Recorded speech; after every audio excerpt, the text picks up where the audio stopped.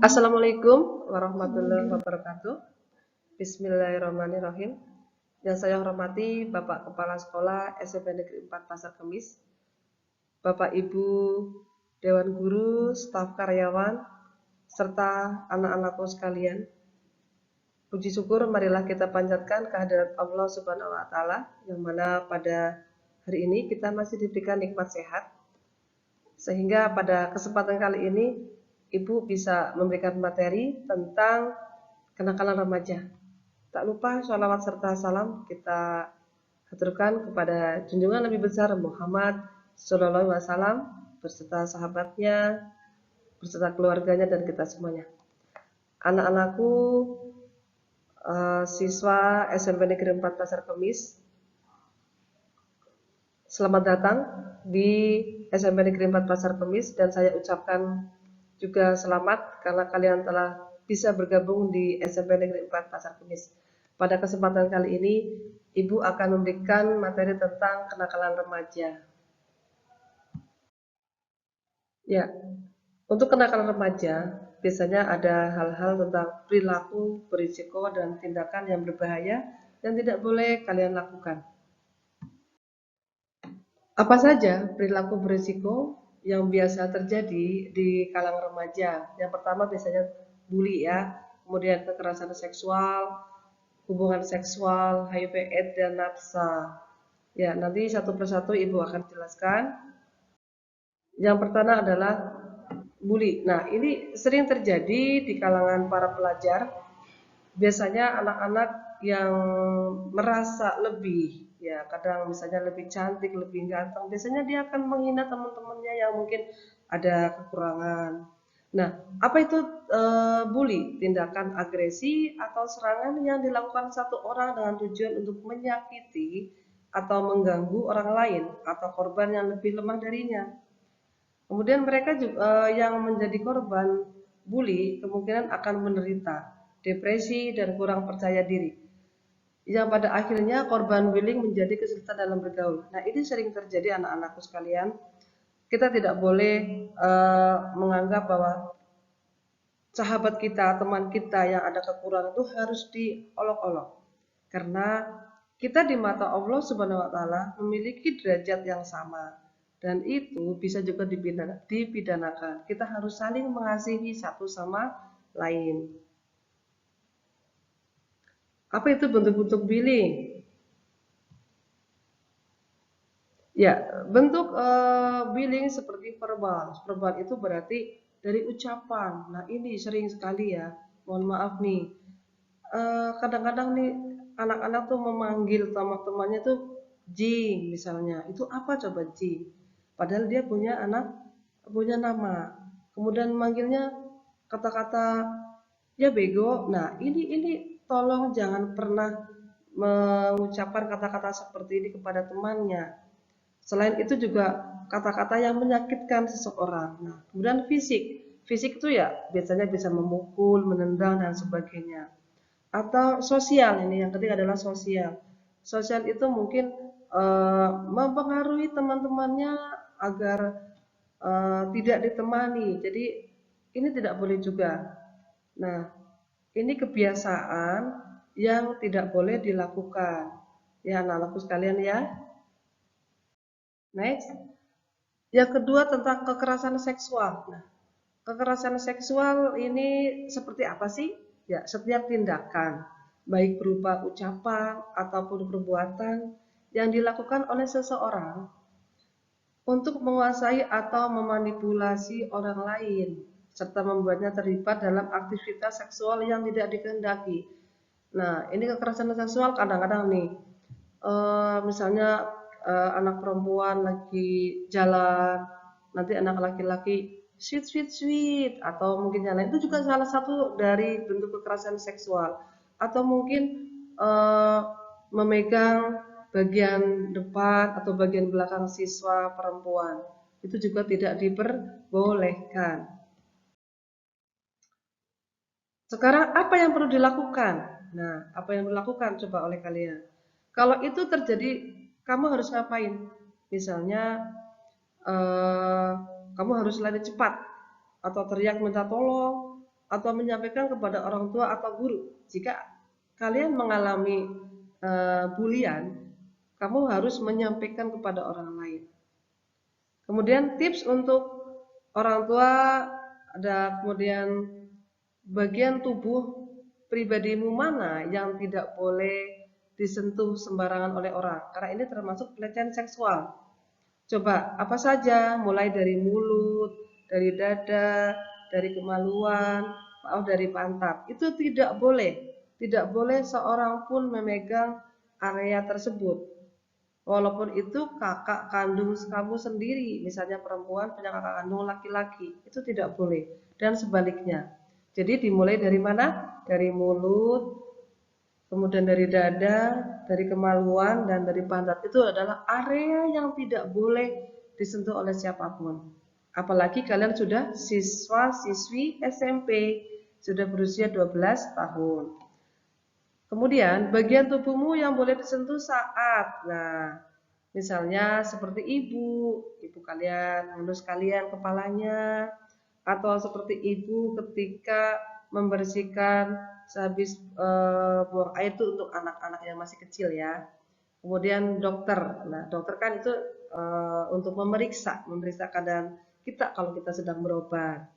Kemudian katakan tidak, nah katakan tidak jika orang lain menyentuh bagian pribadimu tadi, tidak boleh. Atau menyuruhmu buka baju di depannya. Nah, ini yang kasus yang pernah terjadi. Jangan pernah mau, untuk yang perempuan nih, membuka baju bagian depan. Kepada yang laki-laki juga sama, tidak boleh membuka baju ketika kamu disuruh oleh seseorang. Walaupun itu disuruh oleh guru berkaitan dengan area sensitif, area yang tidak boleh disentuh. Nah, materi selanjutnya adalah HIV dan AIDS. Apa itu HIV? Jadi HIV adalah, ini singkatan dari AIDS. Jadi Acquired Immune Deficiency Syndrome. Jadi di sini sindrom kekurangan sistem kekebalan tubuh yang disebabkan oleh HIV virus. Jadi penyakit HIV dan AIDS itu menyerang kekebalan tubuh kita. Nah, kalau kita sehat itu karena kita memiliki kekebalan tubuh, memiliki imunitas. Nah, perjalanan HIV dan AIDS itu dari fase akut. Nah, ini dari 0 sampai 6 bulan. Itu dimulainya dari masuknya virus ke dalam tubuh. Nah, terus kemudian muncul gejala ringan, kemudian sudah bisa menularkan virus kepada orang lain. Dalam 3 bulan pertama, hasil pemeriksaan akan negatif, tetapi virus sudah ada di tubuh kita. Nah, fase laten 3-10 tahun. Orang yang terinfeksi HIV belum menunjukkan gejala atau terlihat sehat dan dapat beraktivitas seperti biasa. Nah, selanjutnya adalah fase AIDS. Sudah menurunkan kekebalan tubuh yang menimbulkan gejala, artinya HIV sudah berubah menjadi AIDS. Nah, ini akan timbul gejala-gejalanya lebih lanjut. Ini adalah fase-fase penularan HIV dan AIDS. Coba, perlu yang diingat, kenapa seseorang bisa tertular HIV AIDS?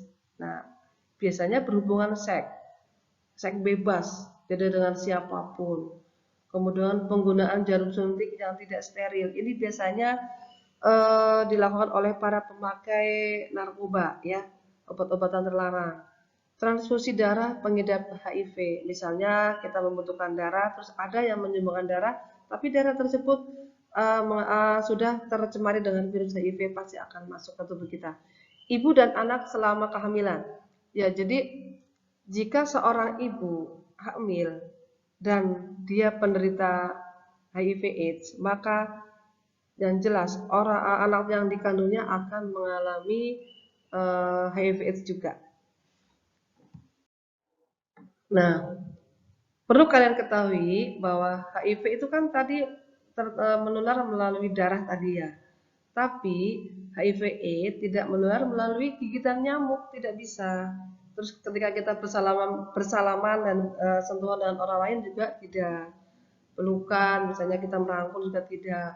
menggunakan peralatan makan dan minum bersama, tinggal serumah, menggunakan jamban yang sama. Jadi intinya adalah ketika darah penderita HIV/AIDS masuk ke darah kita, itu baru kita akan tertular. Nah, ini biasanya kenakalan remaja yang dialami adalah masalah nafsa nih. Nafsa itu narkotika, psikotropika, dan zat adiktif lainnya atau disingkat dengan nafsa. Ya, narkotika itu apa sih? Narkotika itu suatu zat atau obat yang berasal dari tanaman maupun bukan tanaman, baik sintesis maupun semi sintesis, yang menyebabkan penurunan dan perubahan kesadaran, mengurangi dan menghilangkan rasa nyeri, serta dapat menimbulkan ketergantungan secara fisik maupun psikologi. Ini ada jenis narkotika, ada jenisnya ya, anak-anakku sekalian ya. Narkotika golongan 1, golongan 2, dan narkotika golongan 3. Nah, ini golongan 1 ini digunakan untuk pengembangan ilmu pengetahuan dan tidak digunakan dalam terapi, serta mempunyai potensi sangat tinggi mengakibatkan ketergantungan seperti heroin, kokain, dan ganja. Kalau golongan 2 itu apa? Contohnya morfin, petidin, turunan garam dalam golongan tertentu. Nah, ini berkhasiat pengobatan digunakan sebagai pilihan terakhir dan dapat digunakan dalam terapi. Ya, ini bisa digunakan kepada seseorang karena ini kan harus lewat resep dokter ya. Kalau digunakan oleh manusia biasa yang tidak sakit itu berarti penyalahgunaan namanya. Nah, kalau golongan ketiga, narkotika berkhasiat pengobatan. Nah, ini contohnya kodein, garam-garam narkotika, dan golongan yang lainnya. Jadi intinya adalah narkotika itu atau obat, kita kan kalau sakit juga kan memerlukan obat. Nah, kalau digunakan bukan orang yang sedang sakit, itu namanya penyalahgunaan dan ini sangat dilarang dan bisa dipidana ya. Nah, ini eh, psikotropika golongan 1. Nah, ini nih tadi sudah saya jelaskan di sebelumnya. Sudah ada contohnya, kemudian kita lanjut lagi ya. Ini kalau psikotropika setiap bahan baik alami ataupun buatan bukan narkotika yang berkhasiat psikoaktif mempunyai pengaruh selektif pada susunan saraf pusat yang menyebabkan perubahan khas pada aktivitas mental dan perilaku.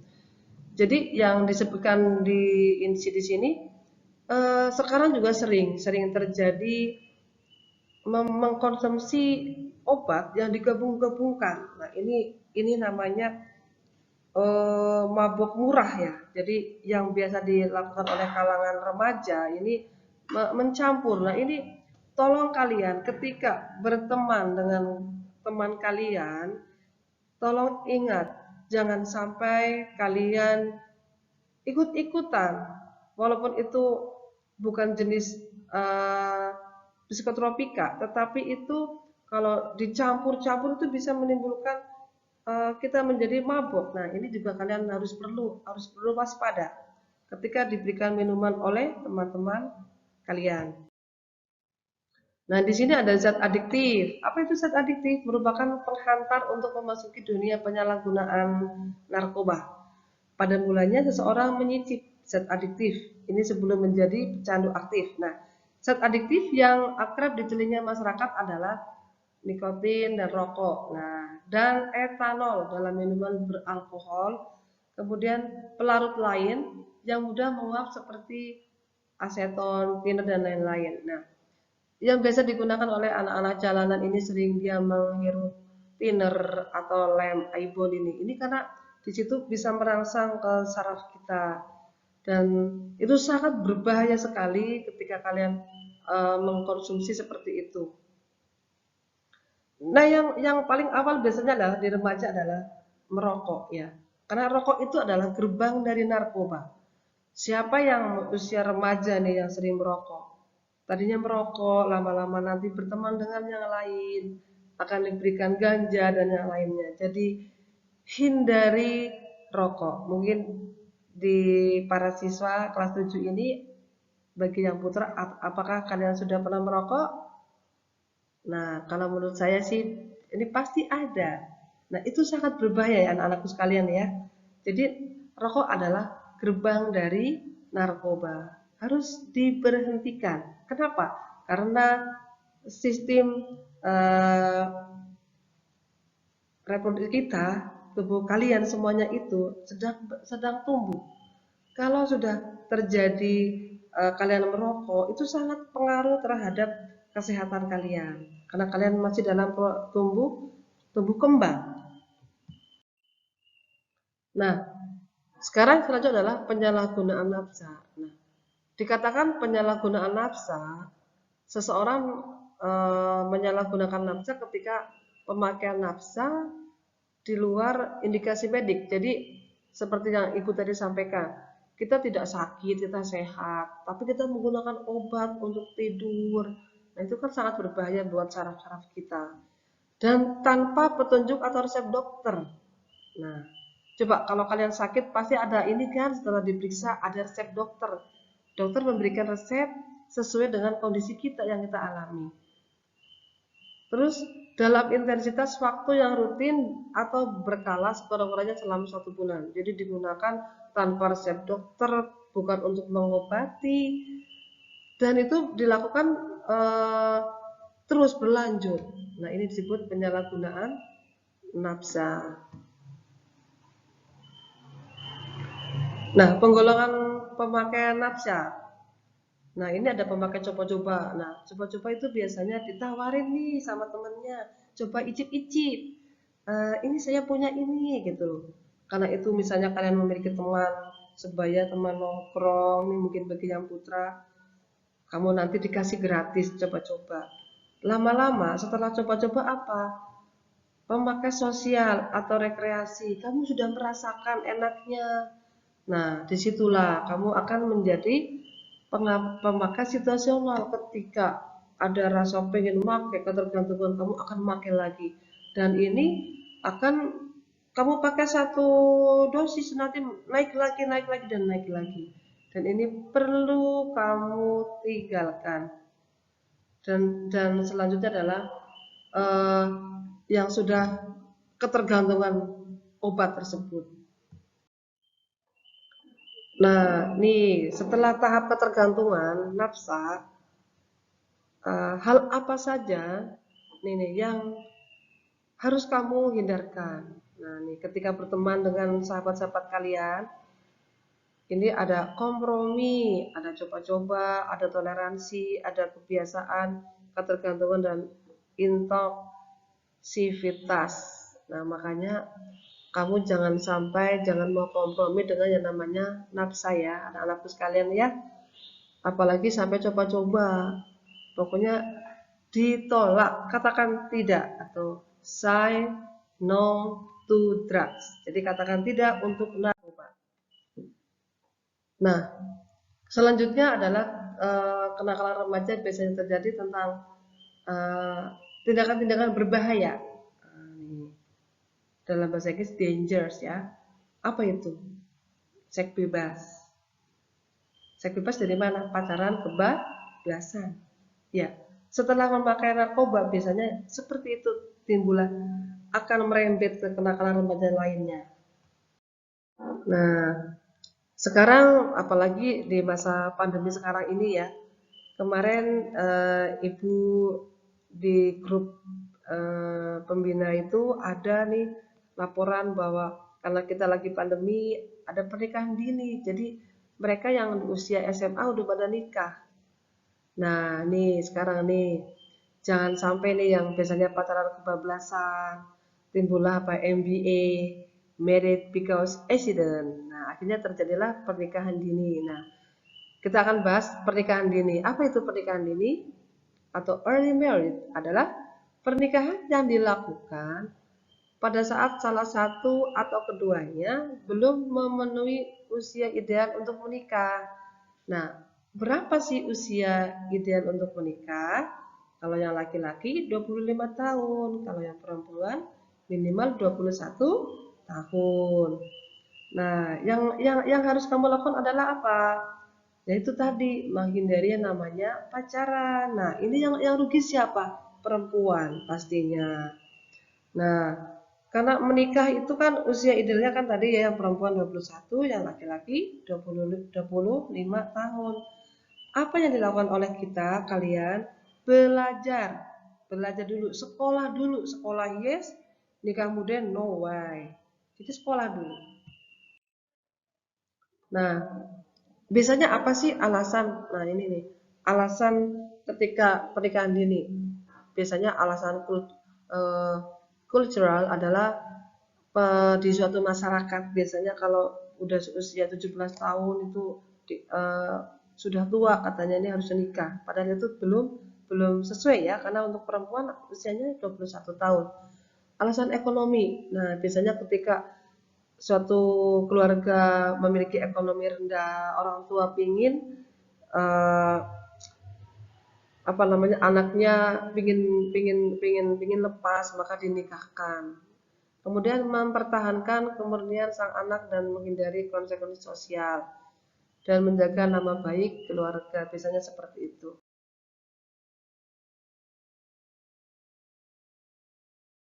Nah, setelah biasanya setelah ya ini aborsi ya yang tidak aman ya. Tadi setelah kita berbicara pernikahan dini, itu jangan sampai kalian harus sekolah dulu, belajar menuntut ilmu, sudah bekerja, barulah kalian bisa menikah karena secara fisik dan mental kalian sudah siap. Sekarang aborsi. Nah, ini aborsi. Apa itu aborsi? Aborsi itu biasanya adalah pengguguran janin di dalam kandungan. Nah, ini nih, ketika sudah terjadi penyalahgunaan narkoba, kemudian timbullah seks bebas yang menimbulkan tadi penyakit HIV/AIDS.